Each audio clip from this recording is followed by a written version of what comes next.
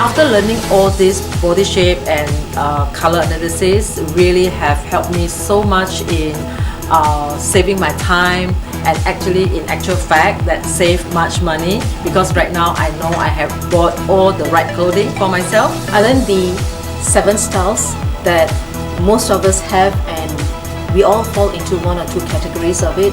I learned where do I fall. So that's one of the things that I learned.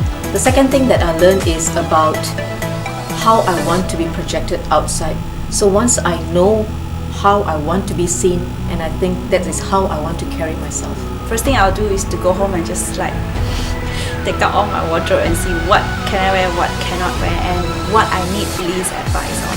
I will recommend my friends, men and ladies, because I have benefited from this session and I would want my friends to benefit as well. Today with Lee's and her very animated action, gestures, movements, it makes the whole 3 hours very, very interesting.